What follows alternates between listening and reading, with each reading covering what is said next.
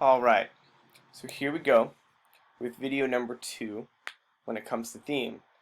So we just learned what a theme was. We had 4 rules that a theme must be. So I want to go over a few examples.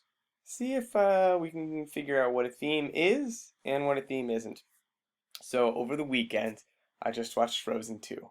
I loved it. The songs were great. The animation was awesome. I loved that lizard character because I thought he was like a little evil dude, and then he just turned out to be the cutest little thing.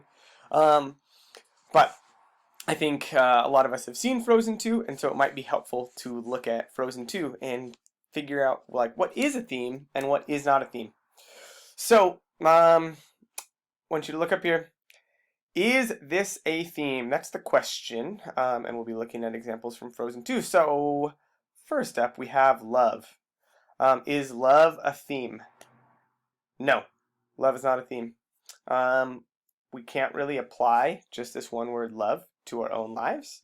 And most of all, or what's ringing for me, is that this is not a full sentence. It's just one word. And because it's just one word, it cannot be a theme. Let's look at bullet point number 2. It's a little longer. Love is the best. Well, doesn't that just sound nice? But I don't think this is a theme either. So I think we are 0 for 2 here. Love is not a theme, and love is the best is not a theme. Because love is the best, if we look at rule number 4, a message that can be applied to our own life, love is the best, like, that's not really a message that I can apply to my own life. I think we would need to add more for that to be a theme. So for this slide, love and love is the best, those are not examples of theme. So let's take a look at one more slide, see if we can find some examples that work or that are examples of theme. So is this a theme? We're still talking about Frozen 2. Let's see, the first bullet point reads, love propels us to overcome challenges in our lives. Wow. All of a sudden we're getting deep, we're getting fancy here. Alright, so love propels us to overcome challenges in our lives. Yeah, I think that really does fulfill all 4 requirements of what a theme is. It's a full sentence. It's about the deeper meaning of a story. It is a significant statement, and it's a message that I can apply to my own life. So when these 2 sisters got in trouble, it was like the love and the connection that they felt to each other, which helped them overcome the challenges that they faced in the movie. So yeah, I think we have our first good theme with bullet point number 1. Ooh, what about bullet point number 4? What about that, Mr. Limon? Well, let's see. Bullet point number 4. When we do not know what to do next, just do the next right thing. Oh my gosh.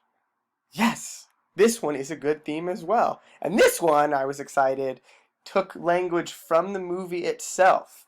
So I think at one point they were talking about when you don't know what to do next, you can just continue to do the next right thing. And if you do the next right thing over and over and over again, then you will like live a good life and you'll end up doing the right thing for the rest of your life.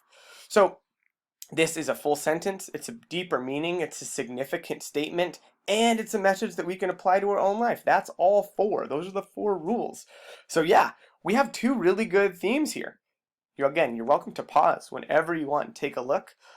So let's take one more look at all of them. We're going to go to the bad examples, the ones that were not theme. So is this a theme? Love? Nope, that's too short. Is this a theme? Love is the best? No, that's not really a significant statement. I can't apply that to my own life. But these, number 3 and number 4, yeah, those are both good. Those are full sentences. They're about the deeper meaning of a story. They're significant statements, and most of all, I can apply those to my own life. So yeah, those are 4 for 4. Those are good themes. I hope this was helpful. Let me know what you think. All right, bye.